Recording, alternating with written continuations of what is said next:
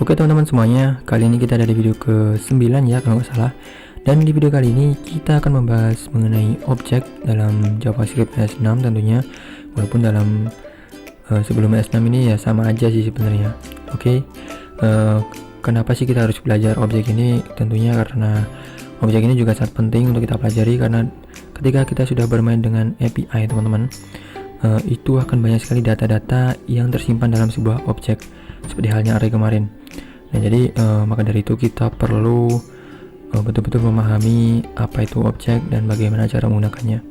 Oke, seperti biasa teman-teman, silahkan dibuka kembali Visual Studio Code-nya. Di sini saya sudah membukanya. Kemudian seperti biasa juga kita buat satu subfolder yang di dalamnya ada file index.js. Oke, kita buat terlebih dahulu, misalkan dengan nama objek misalkan.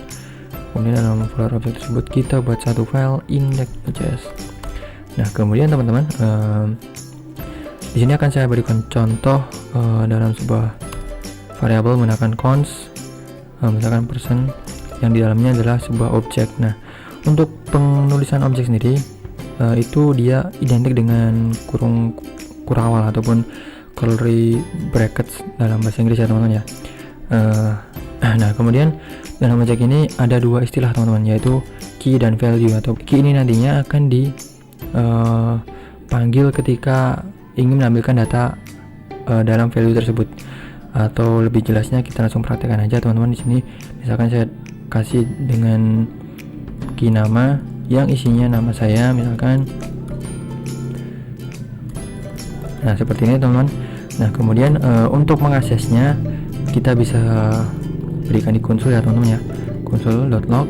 Nah kemudian kita tinggal panggil variabelnya person. Nah kemudian teman-teman, kita bisa hubungkan dengan titik seperti ini.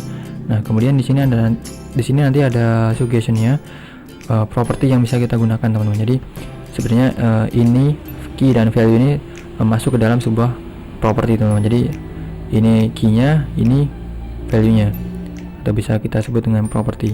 Oke, di sini, nah kita di sini panggilnya key-nya teman-teman ya, bukan nilainya teman-teman.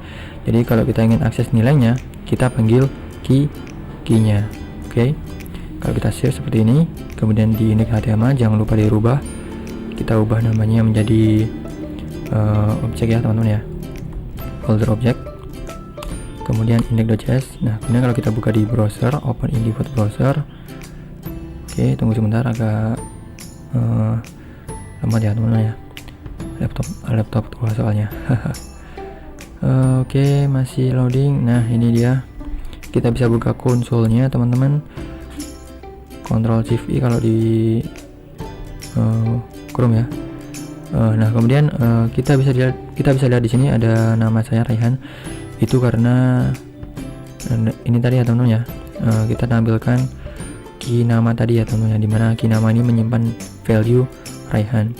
Nah seperti halnya array juga, di dalam objek ini kita bisa beri macam-macam tipe data teman-teman, nggak cuma string doang. Jadi kita bisa beri number, boolean misalkan, egg misalkan 19, kemudian is married,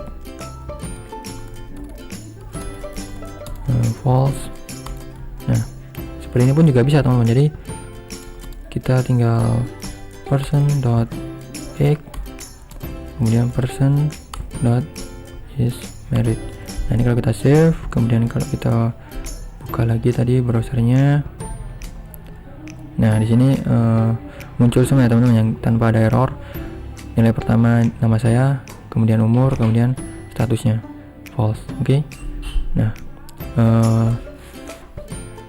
dalam objek ini kita juga bisa berikan tipe data array teman-teman, ataupun objek lagi pun juga bisa teman-teman. Jadi misalkan saya memiliki hobi, kemudian hobi saya tuh taruh dalam sebuah array misalkan, kemudian misalkan volley dan catur misalkan.